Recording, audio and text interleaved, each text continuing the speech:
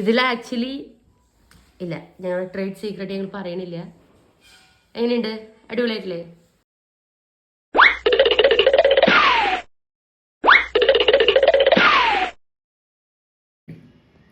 Hello fellows, we are Macrees on the road. അപ്പൊ ഇന്ന് ഓണാണ്. നമ്മൾ രാവിലെ 6 മണി ടൈം, എത്രയാണ്? 6 മണി ആയിട്ടല്ലോ. 5 മണി തൊട്ട് തുടങ്ങി. എണീക്കല്ലേ, നമുക്ക് പൂവിട്ടല്ലേ, പൂക്കളിടല്ലേ. ഇല്ലെങ്കിൽ നമ്മൾ പള്ളി പോകാൻ നേരം വൈകും, അതുകൊണ്ടാണ്. എല്ലാ ദിവസവും 5 മണിക്ക് എണീക്കണം. ഞായറാഴ്ചയെങ്കിലും ഒന്ന് ഉറങ്ങാന്ന് വിചാരിക്കുമ്പോൾ അതിനും സമ്മതിക്കാതെ കുത്തിപ്പിടിച്ച് എഴുന്നേൽപ്പിക്കുന്നു എൻ്റെ ഭർത്താവ്. അപ്പൊ നമ്മള് പൂക്കള് അരിയാൻ പോവുകയാണ്. പൂക്കളൊക്കെ ഇവിടെ സെറ്റാക്കി വെച്ചിട്ടുണ്ട്. ഇനി അരിയാൻ തുടങ്ങാം. അപ്പോൾ ആദ്യത്തെ പണി എന്ന് പറഞ്ഞു കഴിഞ്ഞാൽ പൂക്കൾ അരിയുന്നതാണ്. നമ്മൾ ഇന്നലെ പോയിട്ട് പൂവൊക്കെ മേടിച്ചു. ഇത്ര പൂവിന് എത്ര രൂപ കൊടുക്കാം നമ്മുടെ നാട്ടിൽ? ഇവിടെ നമ്മൾ കൊടുത്തത് 150 രൂപയാണ്. എല്ലാം ഈ ഓറഞ്ച് പൂവ് 250 ഉണ്ട്, മഞ്ഞ 250 ഉണ്ട്, പിങ്ക് 100 ഉണ്ട്, റെഡ് 50 ഗ്രാമാണുള്ളത്. ഇന്നലെ തന്നെ നമ്മൾ ഒരു ചെറിയൊരു പൂക്കളും ഡിസൈനൊക്കെ വരച്ച് വെച്ചിട്ടുണ്ട്. അല്ലെങ്കിൽ ഇന്ന് നമുക്ക് പള്ളി പോകാൻ, ഞായറാഴ്ചയാണ്, അതുകൊണ്ട് പള്ളി പോകാൻ നേരം വൈകും. അതുകൊണ്ട് നമ്മൾ ഡിസൈനൊക്കെ ചെയ്തിട്ടുണ്ട്. അപ്പോൾ നമുക്കിനി പൂ അരിയുക എന്നുള്ള പരിപാടികൾ തുടങ്ങാം. ഒരാൾ പൂക്കൾ അരിയാൻ തുടങ്ങിയിട്ടുണ്ട്. ഞാൻ അങ്ങനെയാണ്, ഒരു പണിക്ക് വിളിച്ച പിന്നെ കളിക്കാൻ നിൽക്കാറില്ല. ആ പണി വേഗം ചെയ്യാൻ തുടങ്ങാറാണ് പതിവ്. ഓഹ്, അന്ത മാതിരി കബാലിയടാ. അപ്പോൾ ഇനി പൂക്കൾ അരിഞ്ഞിട്ട് കാണാം. നമ്മളപ്പോൾ ഈ പൂവ് അരിയണ സമയം മൊത്തം നമ്മുടെ ചെറുപ്പത്തിലെ ഓണത്തിന്റെ ഓർമ്മകൾ അങ്ങോട്ടും ഇങ്ങോട്ടും ഷെയർ ചെയ്തിട്ടാണ് ഞങ്ങൾ അത് ചെയ്തത്. അതൊരു കൈൻഡ് ഓഫ് ബോണ്ടിങ് ആണ്. നമ്മൾ എന്തെങ്കിലും ചെറിയ കാര്യം ചെയ്യുകയാണെങ്കിലും രണ്ടുപേരും ഒരുമിച്ച് ചെയ്യുകയാണെങ്കിൽ അത് കൂടുതൽ സ്നേഹം അവിടെ ഉണ്ട് എന്ന് ഫീൽ ചെയ്യുന്ന ഓരോ മൊമെന്റ്സ് ആണ്. അതിപ്പോൾ അടുക്കളപ്പണി ആയിക്കോട്ടെ, വീട്ടിൽ എന്ത് ജോലി ആയിക്കോട്ടെ, ഇത് തന്നെ. ഇതൊരു ജോലിയല്ല, എന്നാലും ഇങ്ങനത്തെ എന്ത് കാര്യം ചെയ്യുമ്പോഴും രണ്ടുപേരും ഒരുമിച്ച് വർത്താനമൊക്കെ പറഞ്ഞ് ടൈം സ്പെൻഡ് ചെയ്ത് അത് ചെയ്യുമ്പോൾ അത് ആർക്കും ഒരു ബേർഡൻ ആവണമില്ല. ആ സമയം ഭയങ്കര ഫ്രൂട്ട്ഫുൾ ആയിട്ട് നമുക്ക് സ്പെൻഡ് ചെയ്യാനും. അപ്പോൾ നമ്മുടെ ഏകദേശം പൂക്കളൊക്കെ അരിഞ്ഞ് സെറ്റായിട്ടുണ്ട്. ഇനി നമുക്കുള്ള പണി എന്ന് പറഞ്ഞു കഴിഞ്ഞാൽ പൂക്കൾ ഇടുകയാണ്. ഒരാള് പൂക്കളത്തിന്റെ ഡിസൈനൊക്കെ ഒരാൾ ഇന്നലെ രാത്രി കുത്തിയിരുന്ന് വരച്ചു. അതും ശ്രദ്ധയിൽ പെടുന്ന കാര്യം, ഞാൻ വീഡിയോ എടുക്കുന്ന വിചാരിച്ചതാണ്. സ്കെയിലൊക്കെ എടുത്ത് മെഷർ ചെയ്ത് റേഡിയസും ഡയാമീറ്റർ ഒക്കെ അളന്നിട്ടാണ് പൂക്കളെ വരച്ചേക്കുന്നത്. ഇട്ട് കഴിഞ്ഞിട്ട് നമ്മൾ ഡിസൈൻ കാണിച്ചു തരും. എനിക്ക് പണ്ടും ഈ കാര്യം ഭയങ്കര മടിയാണ്. ചേച്ചിയാണ് നേരത്തെ എണീറ്റിട്ട് ഡിസൈൻ വരയ്ക്കലും പൂന്നുള്ളതിനും പൂ. ഞാൻ അവസാനം വന്ന 2 ഇലനുള്ളും അതിലിടും, ഒരു ഫോട്ടോ കുത്തിരുന്ന് എടുക്കും. അതാണ് ഞാനും പൂക്കളുമായിട്ടുള്ള ബന്ധം. അപ്പൊ പൂക്കളെല്ലാം വെട്ടിക്കഴിഞ്ഞപ്പോൾ ബബിയാണ് ആദ്യം സ്റ്റാർട്ട് ചെയ്തത് പൂവിടാനായിട്ട്. അതിന്റെ പെർഫെക്ഷൻ കാര്യങ്ങള് പണ്ട് ക്ലബിലൊക്കെ ഇടുന്ന ആ ഒരു ഓർമ്മ പുതുക്കിക്കൊണ്ടാണ് ബബി ആ പൂക്കളിടാൻ തുടങ്ങിയത്. പിന്നെ കുറച്ച് കഴിഞ്ഞപ്പോൾ ഞാൻ ഇടപെട്ടു. ഇല്ലെങ്കിൽ ഞങ്ങൾ ചിലപ്പോൾ ഉച്ച വരെയും പൂക്കളിട്ട് തന്നെ ഇരുന്നേനെ. പെർഫെക്ഷൻ വേണം, വേണ്ടാന്നല്ല, പക്ഷെ അതിൻ്റെ ഒപ്പം സ്പീഡും വേണം എന്നുള്ളൊരു ഒപ്പീനിയനാണ് എനിക്ക്. ഞങ്ങൾ രണ്ട് എക്സ്ട്രീം ആണ് കേട്ടോ. ഒരാൾക്ക് ഇഷ്ടപ്പെടുന്നതല്ല മറ്റാൾക്ക് ഇഷ്ടപ്പെടുക. രണ്ടുപേരുടെയും പ്രിഫറൻസസും ഭയങ്കര ഡിഫറെന്റ് ആണ്. ഞങ്ങൾ എങ്ങനെ ഒത്തു പോണു എന്നുള്ളത് തന്നെ ചിലപ്പോൾ ഞങ്ങൾ രണ്ടുപേരും കൂടി ഇരുന്ന് ആലോചിക്കാറ് വരെ ഉണ്ട്. അത്രയ്ക്കും വിറ്റാണ് ചില സമയത്തെ കാര്യങ്ങൾ. എന്തായാലും പൂക്കൾ ഇടുന്നത് തകൃതിയായി നടന്നു. ഞങ്ങൾ വിചാരിച്ചതിലും കൂടുതൽ പൂക്കളും കിട്ടി. അതുകൊണ്ട് തന്നെ ഞങ്ങളുടെ പൂക്കളം ആദ്യം ഇട്ടതിൽ നിന്നും ഞങ്ങൾക്ക് റേഡിയസും ഡയമീറ്ററൊക്കെ കൂട്ടേണ്ടി വന്നു, വരയ്ക്കാതെ തന്നെ. എന്തായാലും അവസാനത്തെ എൻഡ് പ്രൊഡക്റ്റ് എന്ന് പറയുന്നത് നല്ല മനോഹരമായൊരു ഡിസൈനും നല്ല ഫില്ലായി നിൽക്കുന്ന ഒരു പൂക്കളുമായിരുന്നു. അതുകൊണ്ട് ഓണത്തിന്റെ ആദ്യത്തെ അറ്റംപ്റ്റ്, സദ്യയൊക്കെ തുടങ്ങുന്നതിന് മുന്നേ ആദ്യത്തെ അറ്റംപ്റ്റ് പൂക്കളായിരുന്നല്ലോ, അത് ഭംഗിയായി അവസാനിച്ചു എന്നത് ഒരു ഹാപ്പി ക്രെഡിറ്റ് ഉള്ള ഒരു കാര്യമായിരുന്നു. അവിടെ നിന്നാണ് ഇന്നത്തെ ഡേ സ്റ്റാർട്ട് ചെയ്തത്. അപ്പൊ അവിടം കൊളായിരുന്നെങ്കിൽ ബാക്കിയെല്ലാം ഒരു നെഗറ്റീവ് അടിച്ചേനെ. അങ്ങനത്തെ ഒരു പ്രശ്നം ഉണ്ടാവാതെ തന്നെ എല്ലാം ഭംഗിയായിട്ട് തന്നെ നടന്നു. അപ്പൊ ഇപ്പോഴും ഡിസൈഡ് ചെയ്തുകൊണ്ടിരിക്കുകയാണ് ഓരോ കള്ളി വരച്ചതില് സൈസ് കുറഞ്ഞോ കൂടിയോ എന്നുള്ള കാര്യങ്ങളൊക്കെ. എന്തായാലും ഞങ്ങള് ആ കള്ളികളുടെ വലിപ്പത്തിന് തന്നെയാണ് ചെയ്ത് തീർത്തത്. പൂക്കളത്തിന്റെ പണിയാണ് ഞങ്ങൾ രണ്ടാളും കൂടി തീർത്തു. ബബി ഇപ്പൊ വൃത്തിയാക്കുന്നതിന്റെ തിരക്കിലാണ്. ഉണ്ടോ, ഞങ്ങളുടെ പൂവൊക്കെ വെട്ടിക്കഴിഞ്ഞു. ഞങ്ങളുടെ പൂക്കളം കാണണ്ടേ?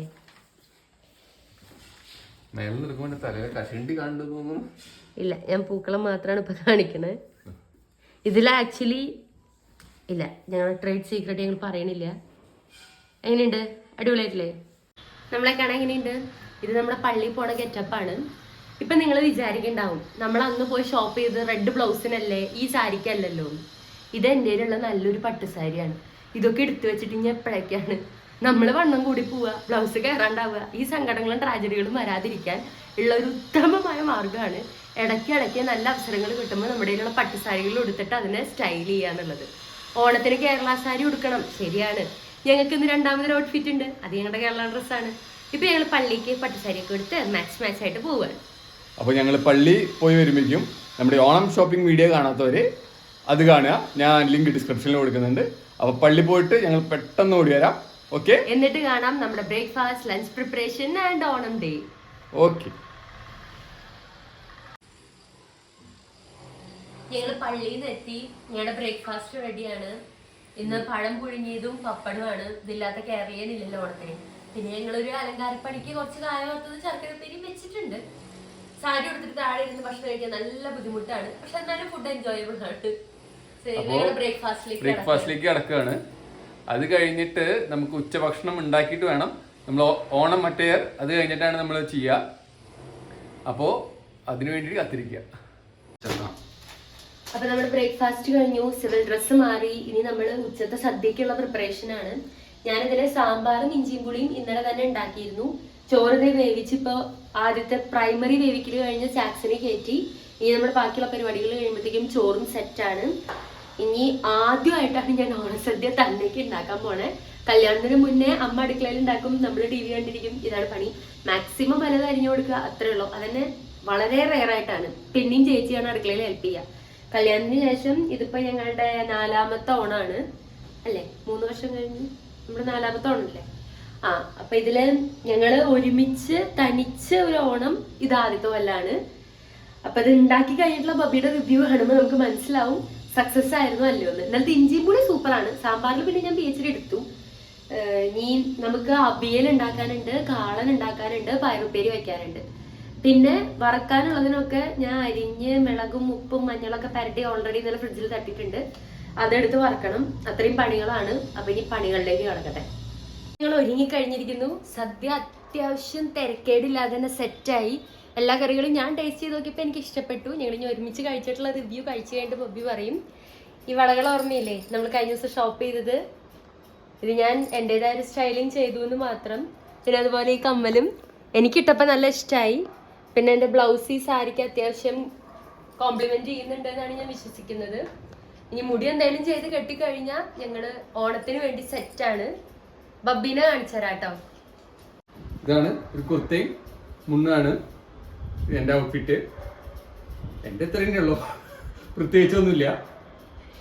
ഞങ്ങൾ ഏകദേശം ട്വിന്നിങ് ആണ്. കറക്റ്റ് എക്സാക്ട് കളർ അല്ല, എൻ്റെ റെഡും ബബ്ബിയുടെ ഒരു മെറൂണിനോട് ചേർന്ന ഷെയ്ഡുമാണ്.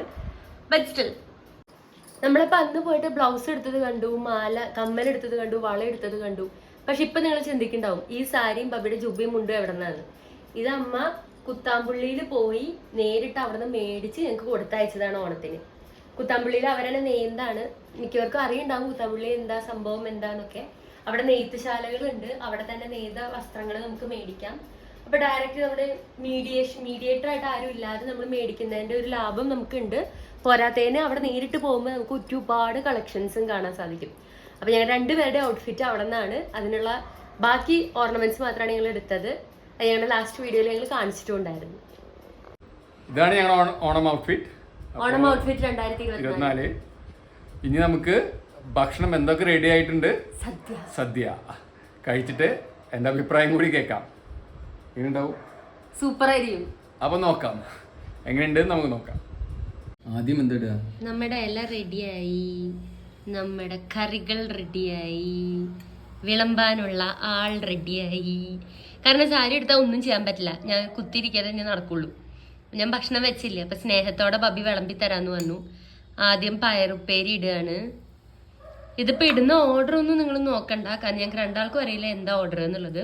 അപ്പം നമുക്കുള്ള കൂട്ടാനുകൾ ഞാൻ പറഞ്ഞുതരാം. പയറുപ്പേരി വെച്ചിട്ടുണ്ട്, കായപ്പേരി ഉണ്ട്, കായപ്പയ്ക്ക വറുത്തിട്ടുണ്ട്, ചേന വറുത്തു, പിന്നെ അതിൽ ചോറാണ്, അപ്പുറത്ത് അങ്ങിരിക്കണം മൂടി വെച്ച പാത്രം അച്ചാറ്, പിന്നെ നമ്മുടെ ശർക്കര ഉപ്പേരിയും കായ വറുത്തതും, പിന്നെ അടിപൊളി അവിയല്, കാളൻ, പപ്പടം വറുത്തത്, സാമ്പാറ്, പഴം പുഴുങ്ങിയത്. അത് രാവിലത്തെ പഴം പുഴുങ്ങിയത് 2 എക്സ്ട്രാ ഉണ്ട്. ശരി, എന്നത് ഉച്ചയ്ക്ക് ചോറിൻ്റെ കൂടെ ആവാമെന്ന് കരുതി. അപ്പം ഇപ്പം എൻ്റെ ഇലയിൽ ബബ്ബി ഓൾറെഡി കായുപ്പേരി വിളമ്പി, അവിയൽ വിളമ്പി, ഇതേപ്പം ഇഞ്ചിയും പുളി വിളമ്പി, പയറുപ്പേരി വിളമ്പി. ഇനിയിപ്പോൾ ബബ്ബി അച്ചാറാണ് എടുക്കുന്നത്. അതെ, ബബ്ബിക്ക് മുണ്ടെടുത്തിട്ടും ടാസ്ക്കാണ്, എനിക്ക് സാരി എടുത്തിട്ടും ടാസ്ക്കാണ്. പക്ഷെ ഓണത്തിന്റെ വേഷം ധരിക്കാതെ ഇരുന്നിട്ട് എങ്ങനെ സദ്യ ഉണ്ണു? അതിലെന്ത് ലോജിക്കാണുള്ളത്? നമ്മൾ രാവിലെ പറഞ്ഞു പട്ടുസാരി എടുത്ത് പോവാന്ന്. ഇപ്പൊ ഉച്ചയായില്ലേ, ഇപ്പൊ സെക്കൻഡ് കോസ്റ്റ്യൂം ഇറക്കണ്ടേ? മേടിച്ച ഡ്രസ്സൊക്കെ എപ്പോഴെങ്കിലും ഒക്കെ ഒന്ന് ഇടണ്ടേ? ഇതൊക്കെ എടുത്ത് വെച്ചിട്ട് ഞാൻ എന്തിനാണ്? ചേന നല്ല കുറേ മുറുകുന്നുണ്ട്. ഞാൻ ചേന കഷ്ണമായിട്ട് മേടിക്കാതെ ചേന നന്നാക്കിയ ചേന തന്നെയാണ് മേടിച്ചത്. പിന്നെ അത് ജസ്റ്റ് ചെറുതാക്കി അരിഞ്ഞ് ഒക്കെ സെറ്റാക്കുകയാണ് ചെയ്തത്. കാളനാണ്. കാളൻ ഒന്ന് ഇളക്കിക്കോ. ഞാൻ കടുക് പൊട്ടിച്ചിട്ട് ഇളക്കിയില്ല, എല്ലാ പണിയും കൂടി ചെയ്യണ തിരക്കില്. പക്ഷെ എന്നാലും കാളൻ സൂപ്പർ ആയിട്ടുണ്ട്. ഞാൻ ടേസ്റ്റ് നോക്കിയപ്പോൾ. എന്നാലും ഞാൻ പറഞ്ഞാൽ പോരല്ലോ, ഞാൻ ഉണ്ടാക്കിയ കറീനെ ഞാൻ തന്നെ പുകഴ്ത്തിയത് ശരിയല്ലല്ലോ. ബബ്ബി കഴിച്ചിട്ട് ബബ്ബിയുടെ എക്സ്പ്രഷനും അഭിപ്രായവും നമുക്ക് എടുക്കണം. എല്ലാ കറികളും എനിക്ക് തന്നെ മെയിൻ സാധനം കിട്ടിയില്ല. ശർക്കര ഉപ്പേരിയും കായ വറുത്തു, അത് ലാസ്റ്റ് തരലോ എന്ന് പറഞ്ഞു. ചോറ് ഞങ്ങൾക്ക് 2 ആൾക്കുള്ളതുകൊണ്ട് കുറച്ചേ ഞാൻ വെച്ചുള്ളൂ. ഞാൻ അത്ര ചോറ് ഉണ്ണില്ല, എനിക്ക് അത്ര ചോറ് എനിക്ക് വേണ്ടു.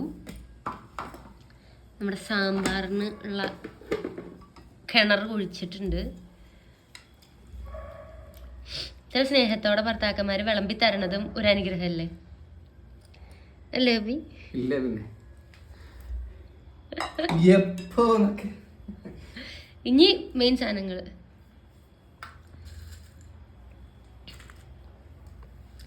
ഇതിൽ നമ്മൾ പിശുക്ക് കാണിക്കാൻ പാടില്ല എന്നാണ് പറയുന്നത്. എല്ലാത്തിലെ 1 2 3 4 5 6 7 8 9 10 അപ്പം എല്ലാം ഐറ്റവും ഞാൻ വിളമ്പിണ്ട്. ഇനി കഴിച്ചിട്ട് ഇനി ബബ്ബിയുടെ ഇലയിൽ വിളമ്പിയിട്ട് ബബ്ബി കഴിക്കണതിന്റെ എക്സ്പ്രഷൻ ഞാൻ റെക്കോർഡ് ചെയ്യാം. അപ്പൊ നമുക്ക് ക്ലിയർ ആയിട്ട് അറിയാൻ പറ്റും സത്യമാണോ നോടെയാണോ എന്നുള്ളത്. ബബ്ബിയുടെ ഇലയിലും എല്ലാം ഇട്ട് വിളമ്പി കഴിഞ്ഞിരിക്കുന്നു. അപ്പം ഞാൻ ടേസ്റ്റ് ചെയ്യാൻ പോവാണ്. അത്യാവശ്യം ഒരു 12-13 കറികളുണ്ട് എല്ലാം കൂടിയിട്ട്. ഓ, നമുക്ക് ടേസ്റ്റ് ചെയ്യാം.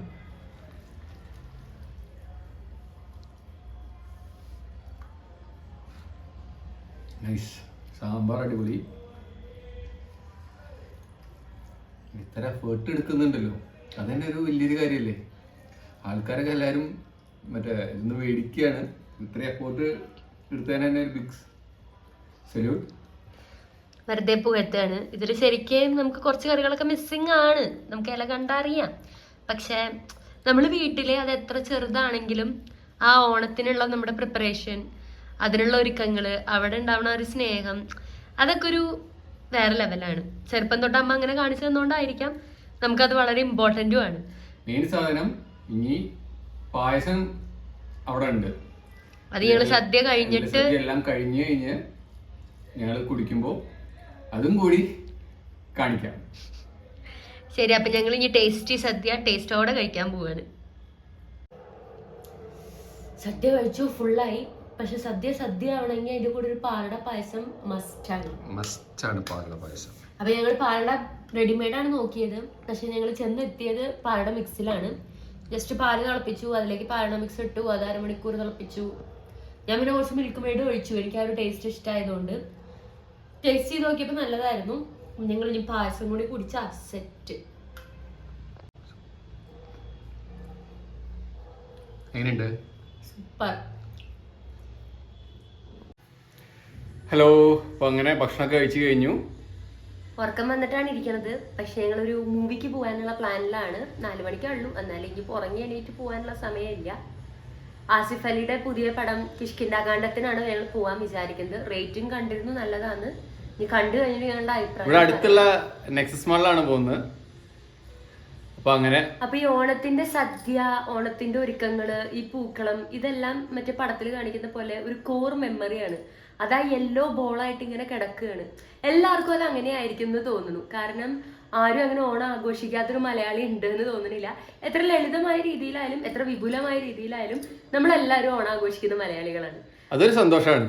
അതിപ്പോ നാട്ടിലായാലും അതെ, നാട്ടിൽ നിന്ന് വിട്ടു നിൽക്കുകയാണെങ്കിലും അതെ, ഇത് ഞങ്ങൾ ഒരുമിച്ച് ഞങ്ങൾ തന്നെ ഒരുക്കി ഉണ്ടെന്ന് ഞങ്ങൾക്ക് വളരെ സ്പെഷ്യൽ ആണ്. അത് വിചാരിച്ച പോലെ തന്നെ ഭംഗിയായിട്ടും വന്നു.